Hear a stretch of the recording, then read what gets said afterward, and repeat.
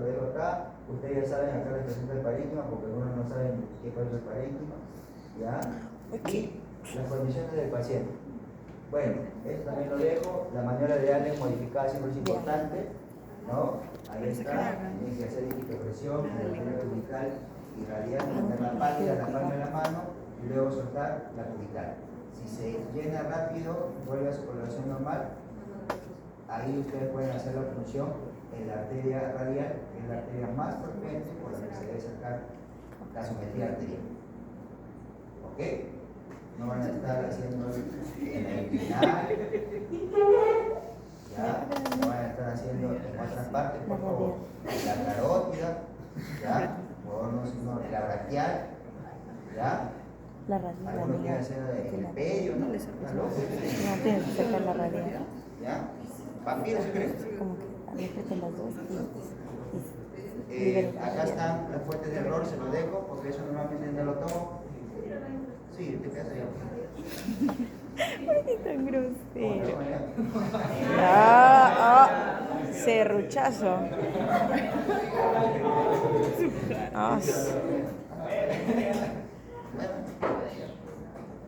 Muy bien. Entonces, esto ya lo dije, creo. ¿Esto también ya lo dije? Sí. Ahí está, no se me agrada, ya saben cuándo es. Acá están los tipos. Y vámonos a el haga. Acá. Acá están los ejemplos, jóvenes. ¿Ya? Para que no se olviden. ¿Ok? 4 en el WES, uno más que es la disminución de la presión inspiratoria de oxígeno. ¿No? ¿Ya? Que acá está. ¿No? Acá le han puesto vuelos de la numeración. ¿Ya? ¿Qué? Por ejemplo. Muy bien. Entonces, acá están estos ejemplos, ya saben cuáles son. ¿Cuál es el más importante? La alteración, difusión, perfusión. Ya, muy bien. Muy bien. Y acá está el por qué no se puede mucho adelante. Ya. Cuando usted está saturando 90%, la presión arterial de oxígeno es equivalente a 60. ¿Ok? Si ustedes permiten que esto baje, puede bajar abruptamente. Obviamente que en este caso está representado hacia el paciente hacia arriba. Por niveles de 40 más, ese paciente se muere en minutos. Y cuando ustedes en ese nivel le dan oxígeno, el aumento de la presión arterial, digamos, no es brusca, como cuando baja.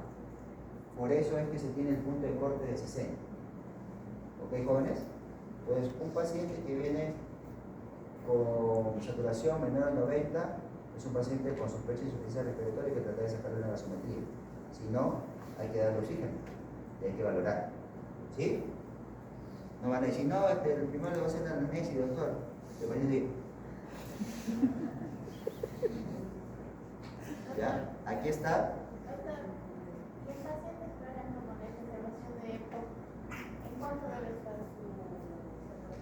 Ya, ahorita lo vamos a decir. Ahorita lo vamos a decir. Entonces, un paciente, digamos, o mejor dicho, acá está la curva nuevamente. Entonces, el punto crítico es cuando ustedes permiten que esto siga bajando. Y la saturación se encuentra en 75%. Ahí encuentran cianosis. ¿En hora cuándo? Ahí encuentran cianosis. Hemos tenido casos, ¿no?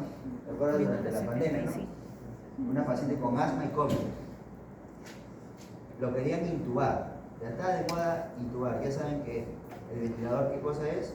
El ex, ¿no? El ex. El tóxico, el antifisiológico, no antifisiológico. ¿Qué? Perro. Ay, no. Eso es invasiva. Es intubación. Bueno. Ventilador mecánico. Intubación. En una insuficiencia respiratoria tipo 1, el objetivo de la saturación de oxígeno ideal lo ideal es que el paciente se encuentre entre una saturación de 94 a 98%. Pero basta con que esté mayor al 90%. Siempre cuando ustedes indiquen el tratamiento con oxígeno indiquen el dispositivo. En el caso de los de bajo flujo, tienen que indicarlo en los litros que van a dar al paciente. Si por ejemplo es una cánula binasal, ustedes tienen la indicación, tienen que poner 1 litro, 1 a 2 litros, 1 a 3 litros, 5 litros, que es lo máximo, para mantener una saturación, y ahí ustedes colocan, ¿no? Una saturación mayor al 90%, una saturación entre el 94 y el 98%. ¿Ok? Ese es número 1. En un paciente con retención de CO2, sobre todo con una insuficiencia respiratoria crónica, en una exacerbación, el objetivo de la saturación debe ser entre 88 y 92%. Entonces, si eso les viene, por ejemplo, en el examen teórico práctico, ya saben qué decir. No van a estar hablando con dime. Doctor, 88, ¿cuánto? 92%. ¿Ok? ¿Ok, Juanes? Doctor, una pregunta. ¿Y qué va a depender la cantidad de litros de oxígeno que le quiera dar al paciente? ¿De qué va a depender? Ajá. Va a depender primero de la condición que esté el paciente, o sea, cuánto es lo que realmente está saturando. Si digamos es un paciente que está más cerca al 90%, pues no le vas a poner pues, un alto flujo, ¿no? O una cánula, le pones, tampoco le vas a poner 1 porque 1 es ninguno, ¿no? ¿Qué? Le pondrías 2, 3 litros, ¿no? O hasta 4 litros. ¿Cuándo valoran? Ustedes tienen que valorar cuando ponen un dispositivo a los 20-30 minutos. No es que se quede así hasta el día siguiente. ¿Sí? A los 20-30 minutos. En el caso que sea un dispositivo de bajo flujo. ¿Ya? Obviamente que tienen que dar los demás tratamientos. Y número 2, ¿cuál es lo mejor? Que hemos dicho hace un rato, cuando tienen un paciente de insuficiencia respiratoria, ¿qué debemos monitorizar constantemente?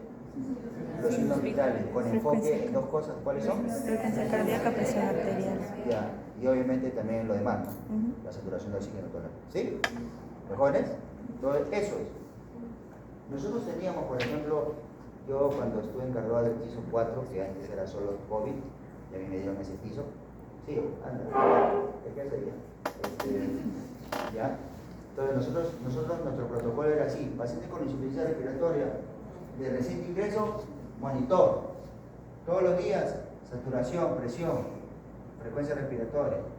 Mejoraba la saturación, estaba, digamos, en 94, 95, 96, 97, bajamos el oxígeno.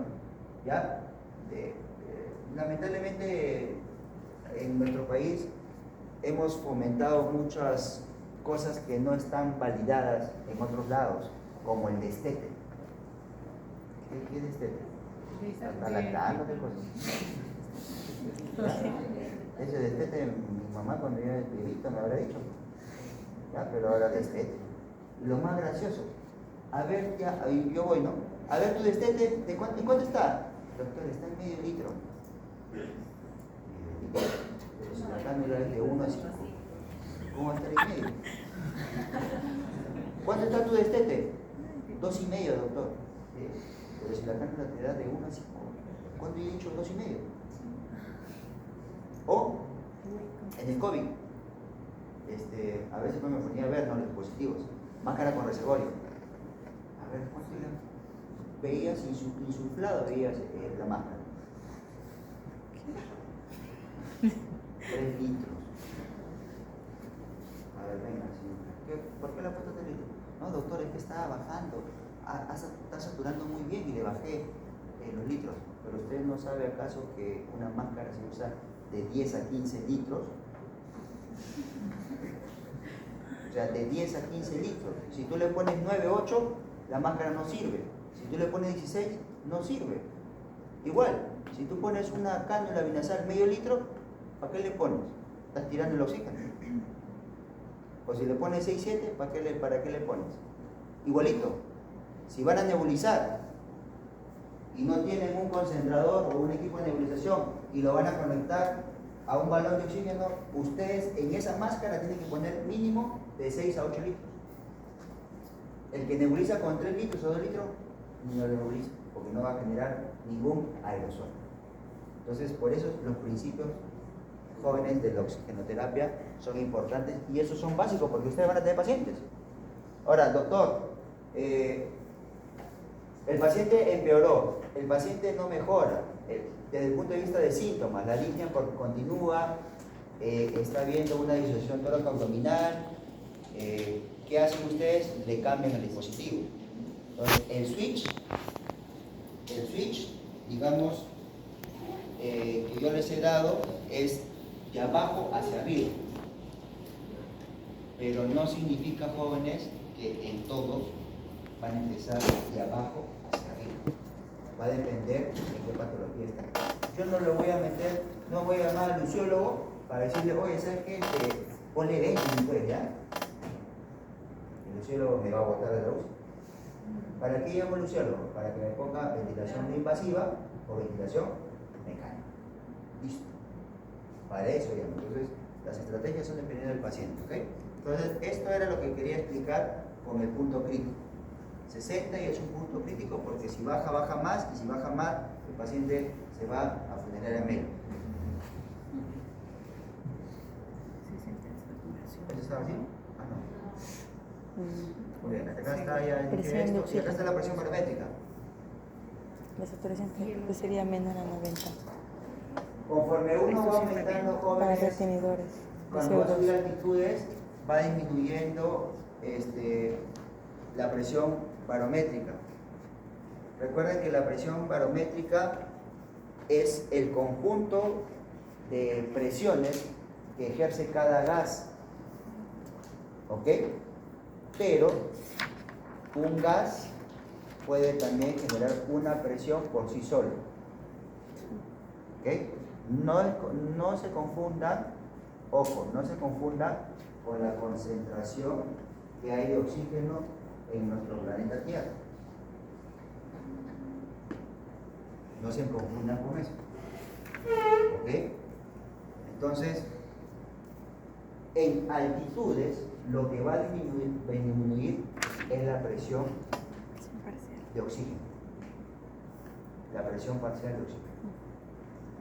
La presión barométrica es la presión atmosférica, pero es el conjunto de todos los gases que hay en la atmósfera. Nosotros tenemos monóxido de carbono al 0,0003%, ¿ya? Que no es lo mismo cuando te vas a la Anaconda y están fumando el costado, por si acaso, ¿ya? Ni cuando te vas a la Chacra y está quemando tu vecino, ¿ya? Por si acaso. Y tenemos otros componentes como el nitrógeno, ¿ok? Entonces, cuando un paciente es sometido a altitudes, digamos, por encima de los 2000 metros y con mayor repercusión por encima de los 3000 y los 5000, ojo, los que están 4500 ya pueden hacer mal de altura y ellos hacen edema. ¿Sí? ¿Ya, jóvenes? La presión arterial de oxígeno va a disminuir.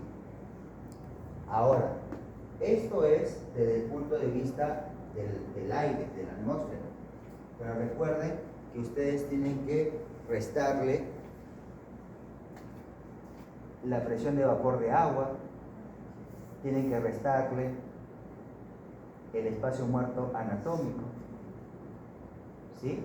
Y otras condiciones del paciente, como hemos dicho, condiciones de enfermedad respiratoria, ¿ok? Por lo tanto, y muchas cosas más, en altitudes la presión barométrica o la presión parcial de oxígeno va a ser diferente. ¿Ok, jóvenes? ¿Ya? Entonces, sería muy bonito un estudio, ¿no? De repente, no sé cuál es el lugar más alto aquí, creo que es Moyobamba, ¿no? Moyobamba, ¿no? Moyobamba creo que es la zona más alta, creo que está por casi los 600 metros, pasando los 600 metros sobre el nivel del mar. Rioja está aproximadamente en los 500, Tarapoto está en los 300. Entonces, sería muy bonito que haya ciertos estudios. Obviamente, en pacientes sanos, ¿no? En pacientes no pacientes con nosotros. Entonces, esto es, digamos, lo que sucede en la disminución de la presión inspiratoria de oxígeno. No confundir con la fracción inspiratoria de oxígeno que es el FiO2. Que es el 21. Que es el porcentaje de oxígeno. O sea, ¿qué quiere decir? Que nosotros acá, en nuestro aire, en nuestro planeta, no estamos hablando de Júpiter ni de Venus, tenemos alrededor del 21%. Cuando ustedes le dan oxígeno a un paciente, le dan un fío o un oxígeno puro al 100%. Y el fío es aproximado en los de bajo flujo y exacto en los de alto flujo. ¿Y cuáles son los dispositivos de alto flujo? Para que no se olviden nunca. Máscara Venturi.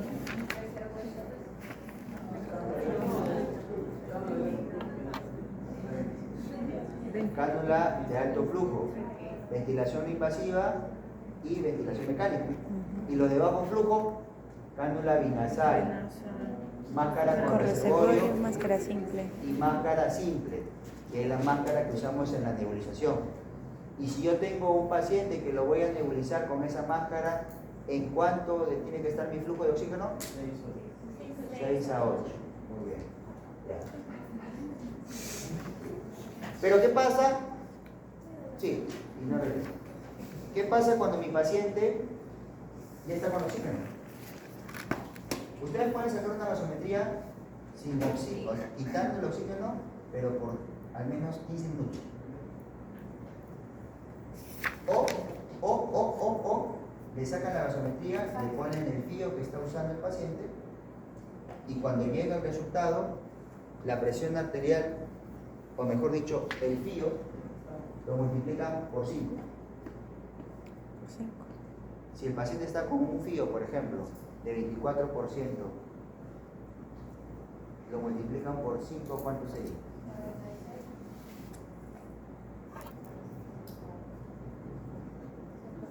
120. 120. Entonces, si ustedes van al resultado de presión arterial de oxígeno, si no está en 120, ese paciente sigue en insuficiencia respiratoria. ¿Me puede entender? ¿Ya? Entonces, ¿qué quiere decir? Que para nosotros decir insuficiencia respiratoria tipo 1, el paciente tiene que estar respirando aire ambiente, tiene que estar en reposo y tiene que estar en una presión barométrica a nivel del mar. ¿Ok? Si es un paciente, me recibe en la guardia, ¿no? Vine de vacaciones y me recibe un paciente con cánula 5 litros y me está saturando, pongámosle 93, 95. Y yo quiero saber si ya le voy a retirar o no, si esa saturación es fidedigna. Le saco una gasometría y veo, digamos, multiplico el fío que le estoy dando.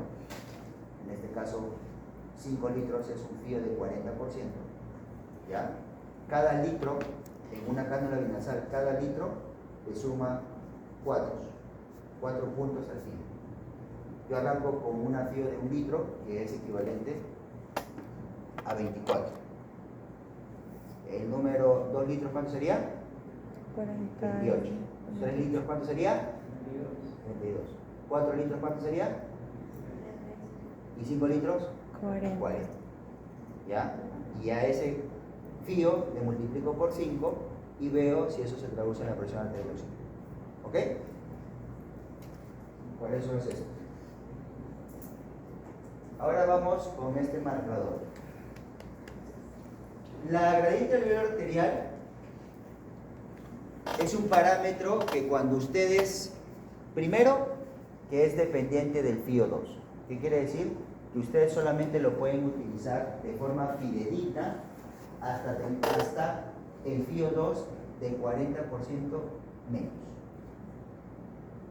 Cuando está en 40% y sobre todo más del 40%, la gradiente alveolar arterial no tiene ninguna validez porque va a salir aire.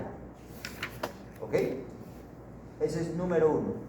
Número 2, la gradiente alveolar arterial es un parámetro que sale de una fórmula del gas alveolar ideal y por lo tanto, cuando está alterada, significa que el problema está en el parénquima pulmonar. ¿Qué quiere decir? Yo saco mi gasometría, veo mis gases arteriales, veo mi pH y luego voy a decir qué más veo desde el punto de vista metabólico Pero vamos, desde el punto de vista respiratorio, veo mis gases arteriales para ver si están en insuficiencia respiratoria o no. El segundo paso es ver la gradiente alveolar arterial. Si está alterada, normalmente hasta 20 se considera normal, ¿sí?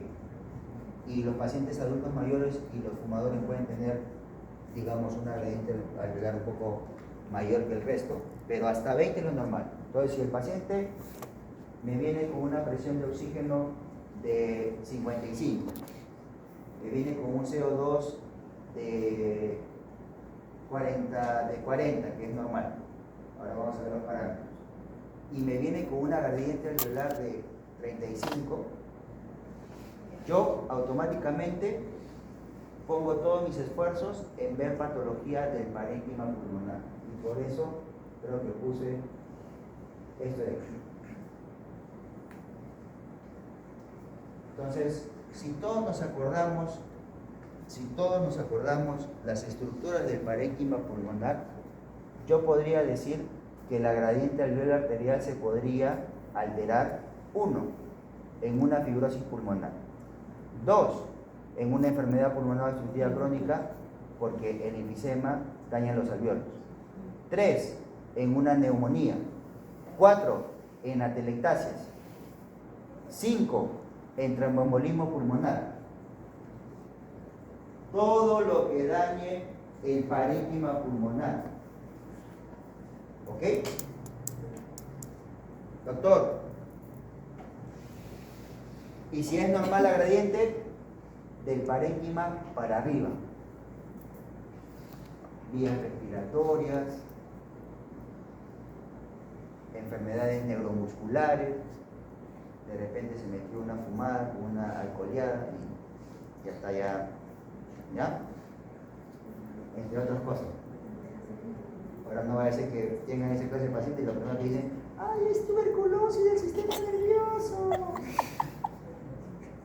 ¿Ya? Entonces, este es un buen parámetro cuando está menos del 40%, porque lamentablemente es dependiente de la FiO2.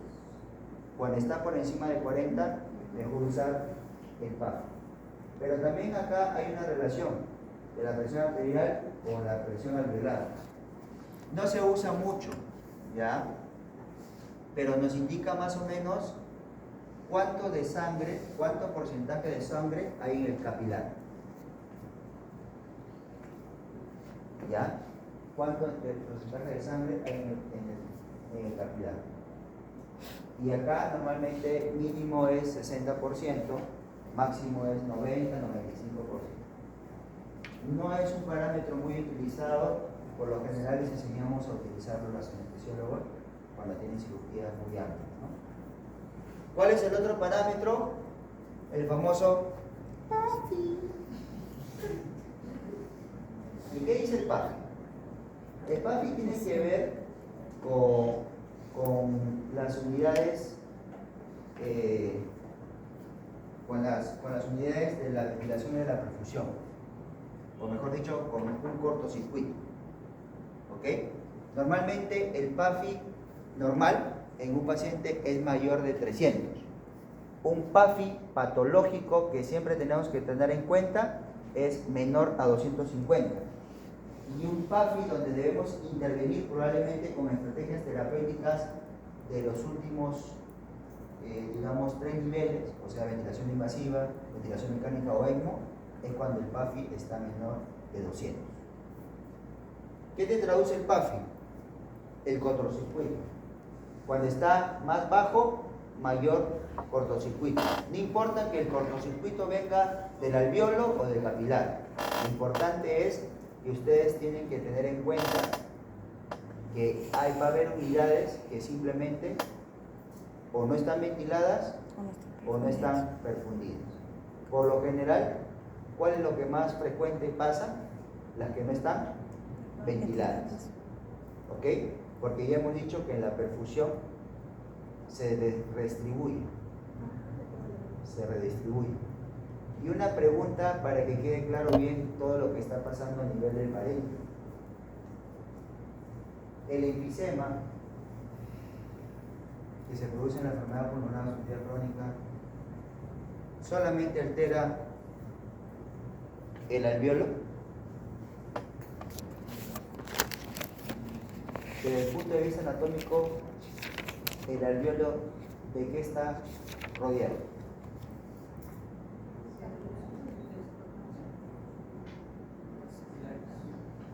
Está...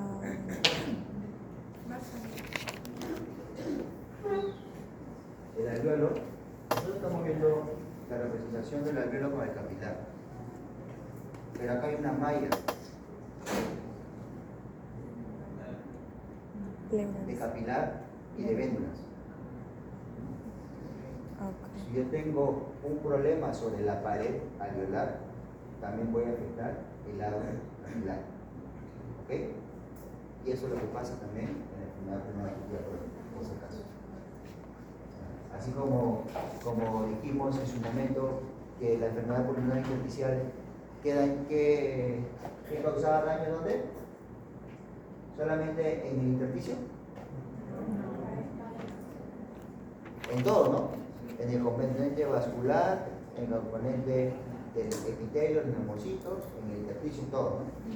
Ya, muy bien. Entonces, ahora vamos con las variables de la ventilación que está sujeto al CO2. ¿Ok? Y estas son las causas de producción y las causas de aumento del CO2. Obviamente, las más importantes es el segundo cuadro. Esto, digamos, por sí solo no va a producir aumento del CO2. Obviamente que hay condiciones donde sí tenemos que tener a 50. ¿Ya? ¿Y de qué depende el CO2? De la ventilación alveolar. Si hay una buena ventilación, el CO2 sale. Si no hay una buena ventilación alveolar, el CO2 se queda. El CO2 desplaza. El CO2 difunde más. El CO2 tiene mayor afinidad. El segundo tóxico de la clase es el CO2. El primero fue la ventilación mecánica y eso es importante que ustedes tengan en cuenta. Los grandes intensivistas jamás quieren que su paciente esté en ventilación mecánica mucho tiempo. Y por eso agarran pacientes que son intervenidos quirúrgicamente. Porque existen los intensivistas respiratorios, por si acaso en otros países. Solamente ven medicina intensiva respiratoria. ¿Qué cojones? Entonces, estas son las causas de, digamos, de la ventilación alveolar. ¿Y la ventilación alveolar de qué depende, jóvenes?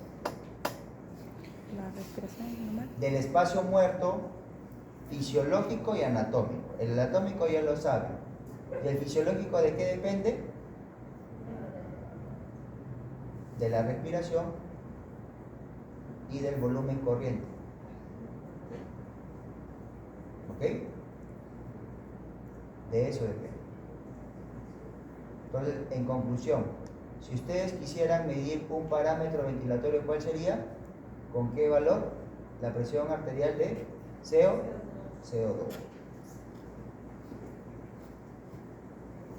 Muy bien. Y vamos ahora al análisis del pH. Y para eso tengo que estar en esta cuadra de acá para que nunca se olviden. ¿Ya? El riñón encima, el pulmón abajo. El riñón más chiquito, el pulmón más grande. El riñón está más abajo, el pulmón más arriba. ¿Ok? El riñón es enano, el pulmón es grandote. ¿Ya? Muy bien. Ahí está por la imagen. ¿Ya? ¿Y qué van a, digamos, a preservar esos dos órganos vitales? El pH. ¿Ok? El pH. Recuerden que los hidrogeniones, ¿no? Existen los cationes y los aniones, ¿no? Por estudios de química del colegio, ¿no? ¿Ya? Pero simplemente para que ustedes tengan en cuenta algo. A nivel de sangre, a nivel sérico, hay un montón de solutos.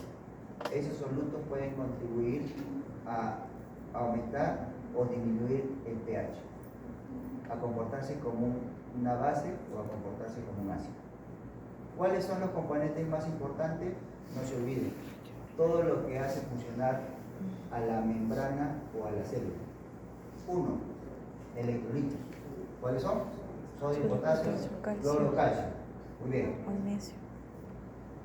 Lo que también, pero estamos hablando de los más importantes. ¿Qué otra Es muy cosa? importante. La albúmina. ¿Ok, jóvenes? La albúmina.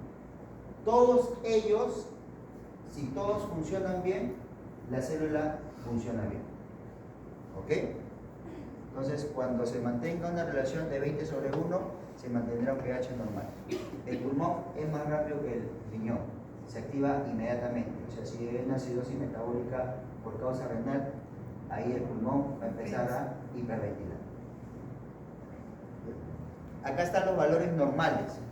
Esto es lo que siempre tiene que aprenderse, sobre todo los que trabajamos en lugares, digamos, donde estamos a nivel del mar. Si se van a trabajar a Cusco, a Cerro de Pasco, bueno, ya saquen su conversión. ¿Ya? Pero esto debe estar en la cabeza de todos. Es más, los únicos dos países de América que han hecho estudios es Bogotá, Colombia, porque Bogotá está a 2600. Bonito, ¿va? Se lo recomiendo Bogotá. A algunos no les gusta porque hace frío. ¿Ya? Es como Tarapoto, pero con frío, imagínense. Es todo Qué verde. rico. ¿Ya? Y Ciudad de México, antes llamado DF. ¿Ya? A todo lo que le gusta el chili, ¿no? Los tacos, ahí está. ¿Ya? Entonces, estos son los valores normales, jóvenes. ¿Ya? Primera pregunta. ¿Cuáles son los componentes que pueden alterar el pH? Para que no se olvide nunca. En vez de estar diciendo, ¿por qué se la para bien el pH? ¿Qué hemos dicho? Sodio, potasio, cloro, calcio, albúmina. Muy bien. Cuando hablamos de hipoxemia, cuando la presión arterial está menor de 60. hipoxemia, no insuficiencia respiratoria. Menor de 60 es insuficiencia respiratoria. ¿Y hipoxemia cuánto? He dicho hipoxemia. Menor de 80 milímetros de mercurio, hasta los 70 años. ¿Ya? O sea, mi edad no.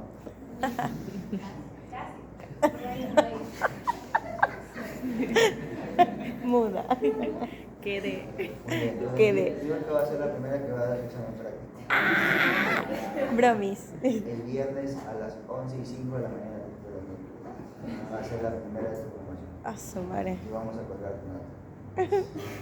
Muy bien. Ese es uno. Saturación de oxígeno límite normal, ¿hasta cuándo? 90. 90%. 90. Saturación de oxígeno ideal, 95. ya, muy bien. Si yo tengo una saturación de oxígeno por debajo de 90, ¿qué tengo que pedir que examen? Haga. Gasometría arterial, muy bien. La presión arterial es entre 35 y 45. Mayor de 45, insuficiencia respiratoria tipo 2. Hipercápnica. Muy bien. ¿Qué me ayuda a discernir entre un problema del parénquima pulmonar y no parénquima? Gradiente alveolo. Muy bien. ¿Y lo utilizo solamente hasta que hay un valor? Muy bien. Hasta 40. Y acá está el bicarbonato y la diferencia de bases. Entonces vamos a hacer un pequeño repaso. Esto es lo compensatorio. Obviamente, primero, ojo, de nada vale esto si ustedes no analizan el caso. ¿Por qué? Si yo tengo un paciente que me viene con antecedentes de diabetes, tipo 1, tipo 2 o cualquier otro tipo, ¿sí? Que me viene con una respiración de Kurzmann, que me viene deshidratado, que me viene con náuseas y vómitos, ¿sí? Y que es un paciente irregular, ¿qué pienso? Acidosis. Le hago una gasometría, ¿no? Muy bien. ¿Ya? Entonces, de nada vale si ustedes no valoran la clínica de su paciente y lo relacionan con los hallazgos. Recuerden que esto es un examen también de función pulmonar, la gasometría. Ya luego les voy a decir en qué paciente tengo que hacer. Acá está el trastorno primario y lo que se descompensa. Acá están las fórmulas de compensación. Obviamente que esto no lo voy a preguntar. Gracias Dios. Eso es lo único que puedo dejar en claro, pero tenemos que tratar de hacerlo, sobre todo en nuestros pacientes críticos, obvio. ¿Por qué? Porque nosotros cuando tenemos un problema metabólico, y discúlpenme mis otros colegas que me meto un poco en esto, nosotros tenemos que hallar el anion gap y la brecha delta de la brecha aniónica. Porque hemos dicho ya los solutos y todo lo que nos ayuda a mantener el pH. O sea, una hipercalemia, una hipocloremia, una hipercalcemia y todas las M. ¿Ok? Entonces, por lo tanto, es muy importante en un paciente con un trastorno metabólico, sobre todo con una acidosis metabólica, hallar el anion gap. Y sobre todo el corregido con la albúmina. Y cuando se piensa en más de un trastorno, porque como hemos dicho, puede estar comprometido el sodio, el cloro, el calcio, eso, por eso lo he hecho repetir, pues para eso, para que aprendan el porqué de esto. ¿Ok? ¿Ya? Entonces, aparte de sus parámetros que ya saben de cetoacidosis diabética, esto. Recuerden que un pH, solamente una modificación del pH menos de una unidad puede aumentar el potasio, por eso que ustedes tienen en la cetoacidosis diabética, ahora ya saben por qué. Y acá está, los problemas que están normales y elevados. Ahí está. Entonces, ¿cuál es la ventaja que ustedes tienen con relación a años anteriores? Que ya saben un poco de nefrología, de neurología, bueno, de neumología no sé. Ay, malo. Se darán cuenta si saben o no cuando hay otra pandemia respiratoria. Bueno, tienes razón. Para eso yo ya voy a estar camuflado, ¿no? Yo mismo me voy a enterrar. Voy a enterrar a tocar. ¿Ya? Y bueno, desde el punto de vista respiratorio, lo más importante, jóvenes, es siempre evaluar el pH. El pH para abajo te da acidemia. El pH para arriba te da alcalemia. El pH incompatible con la vida es menos de 7.2. Así que si ustedes tienen un paciente de menos de 7.2, mejor llamen a Melo. Pero si llega en la cetosis diabética, llega. Sí. Menos de 7.2. Sí, llega. No he dicho 7.25. Menos de 7.2. O sea, 7.19. Menos de 7.2, no te voy a decir 7.21, 7.25, menos de 7.20, ¿ya? ¿Ya? Entonces, menos de 7.20, tengan mucho cuidado, ¿sí? Y bueno, el método de los 3 pasos es desde el punto de vista respiratorio.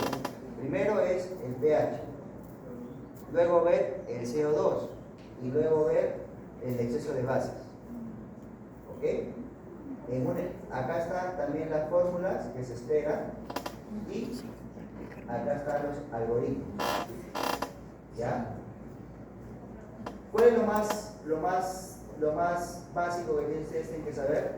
Que cuando el exceso de base no está alterado, que es menos más 2, ¿sí? Todavía no está activo, digamos, el riñón no se ha activado.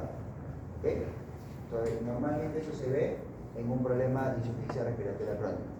El riñón tarda aproximadamente más de 24 horas, algunos mencionan hasta 72 horas, ¿ok?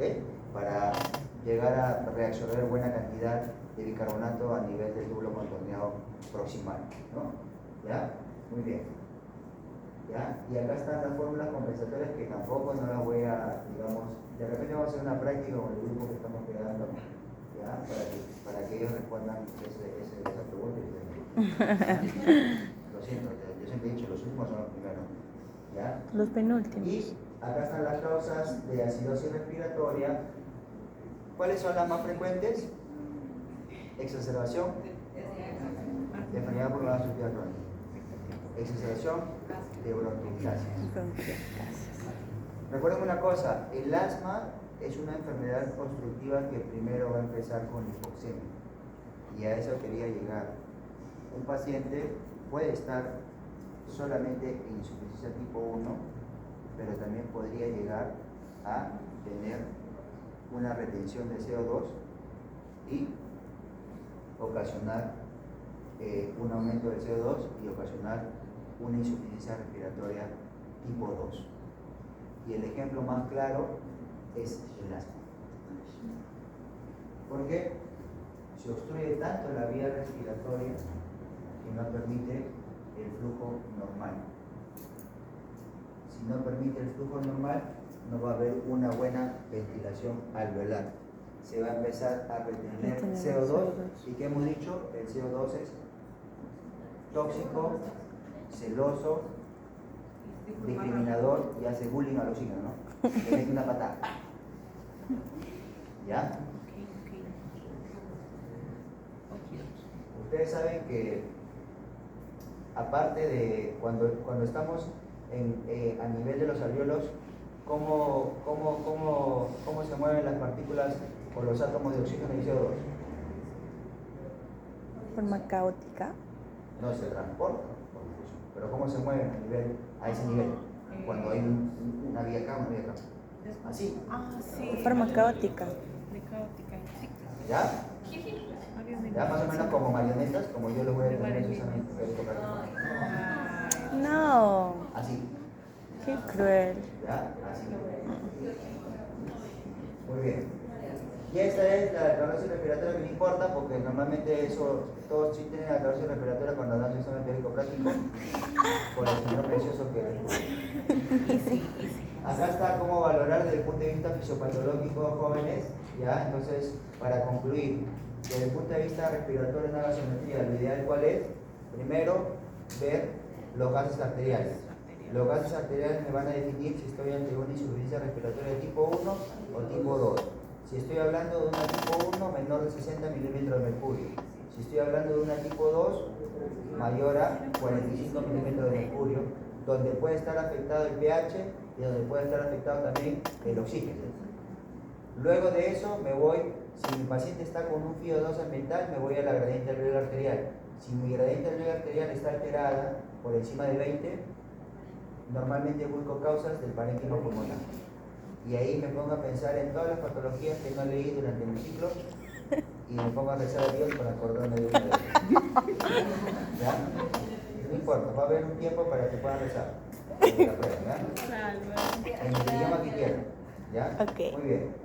Luego de eso, si tengo la gradiente alveolar arterial y tengo un problema en el parénquima pulmonar, ¿cuáles son las pruebas básicas que debo pedir para pulmón?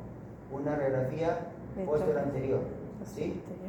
Causas de desequilibrio de ventilación pulmonar por un problema netamente alveolar, ¿cuáles serían?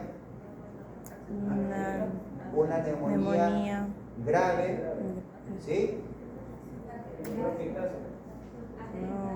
Atelectasias masivas, derrames podrían ser masivos también, ¿no? ¿Qué más?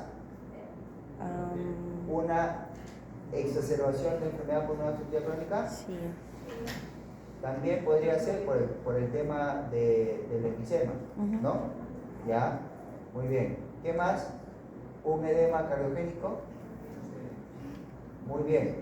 Si tengo problemas, si la gradiente alveolar arterial saldría normal, me voy a ver a problemas netamente de la bomba. ¿Sí? ¿Qué tengo que ver ahí? Trastornos de la caja torácica. ¿Sí? ¿Un tórax inestable podría ocasionarme eso? Sí, ¿Un Guillain-Barré podría ocasionarme eso? también. Muy bien, muy bien. Y por último, para que no se olvide, un marcador de mal pronóstico en un asma es cuando aumenta el CO2. Ujú. Pero antes de medir el CO2, porque doctor, el paciente, su familia va a ir a comprar la jeringa al frente. Y al frente no hay jeringa al frente, se va a hacer salud. Y ustedes están sentados. Y cuando llega la jeringa, el paciente ya está más frío que ustedes. Para que no se olviden, ¿qué tienen que ver? Nivel de conciencia. Y si hay silencio, oscuridad. Sí. ¿Ok? Muy bien. Y si tenemos un CO2 elevado, ¿qué dispositivos tengo que usar?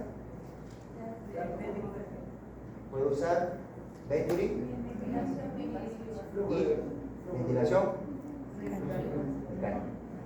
O sea que si no tengo ventilación invasiva, a ese paciente hasta que llegue la jeringa, ¿qué tengo que hacer? Meterle una. No, si tengo la ventilación, ¿qué tengo que hacer? Una intubación. ¿Ya? Entonces ahora van a predicar en su boca para ver si entra el tubo o no. Ay, no. Muy bien, acá están diferentes algoritmos diagnósticos de la acidosis metabólica, ¿ya? Me lo aprendí esto, no lo digo porque me demoraría una hora. Otra cosa, jóvenes, que a veces pasa. Recuerden que en una insuficiencia respiratoria no hay un consenso, solamente para mencionarlo y para acabar de una vez, no hay un consenso sobre cuándo decir que estamos ante una insuficiencia respiratoria crónica. Por lo general, lo que se maneja es el bicarbonato elevado.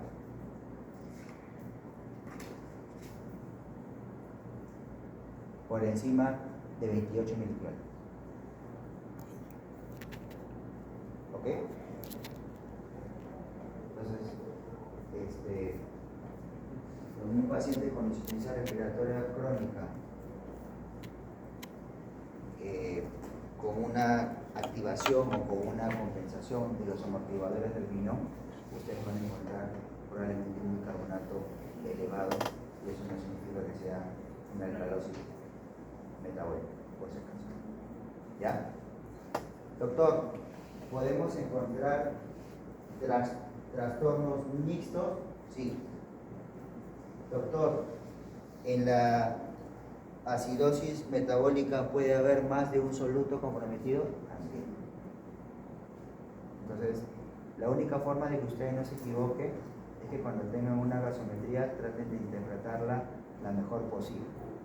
Para empezar, creo que la conclusión de la clase sería que a partir de la fecha ustedes van a ser puntuales con ciertos parámetros donde los van a empezar a ver de forma detallada. Vamos a tratar que con el grupo que estamos vamos a ver bastante gasometría, ¿ya? Pero básicamente es que ustedes sepan cuánto es el valor normal de la presión arterial del oxígeno, del CO2 y del pH. Con eso, por el momento, más la gradiente, creo que ustedes van a poder interpretar al menos en un 60 o un 70% el AGA, porque el otro 30% o 40% lo tiene obviamente la parte metabólica, que es un poco más compleja, ¿no? Porque hay que ir el anion gap y todo lo demás. Obviamente que no va a ser loco para preguntarle al paciente con náusea, vómito, ¿no? Pero ya lo llamé al doctor al doctor Sotomayor para que le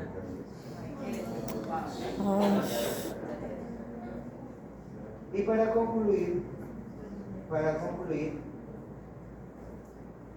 ¿cuáles serían 3 patologías de las vías respiratorias que podrían ocasionar insuficiencia respiratoria?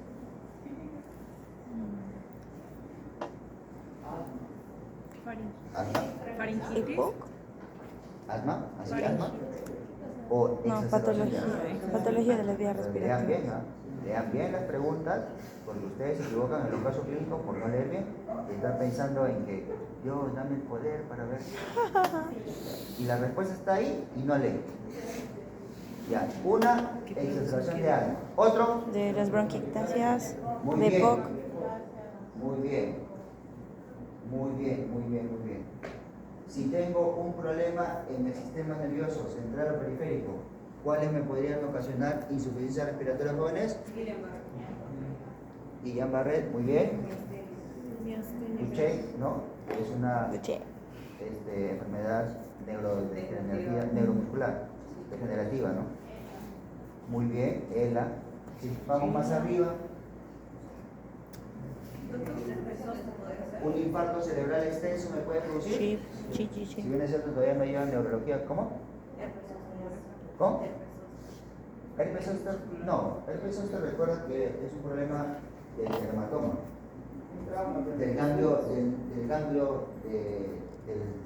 nervio. Por eso que sigue el recorrido del dermatoma. ¿Ya? Y causa una neuralgia posherpética. Ahorita tengo una paciente que le ha dado acá, en la parte supraciliar. Uy. Así que pobrecita, ¿no? Hay que darle el. ¿Qué más? Traumas que afecten el bulbo, ya, muy bien. En traumatismo vértebro-medulares hay que tener cuidado con qué localización. C4. Para arriba. Por arriba, ¿no? Que no vayan a encontrar a alguien que se haya chocado y le mueven en la cabeza. Porque le terminan acá. No, maniobrense. Muy bien. Y ¿cuál es el mecanismo fisiopatológico más importante de la insuficiencia respiratoria? Desequilibrio, ventilación, perfusión. Muy bien. ¿Y qué otra pregunta puedo hacer? ¿Qué? ¿Quién? Hola. Ya salimos ya. Ya, ahí salimos. Y esto es para que lo lean, ¿ya? Ya. Pero pase, pues, doctor.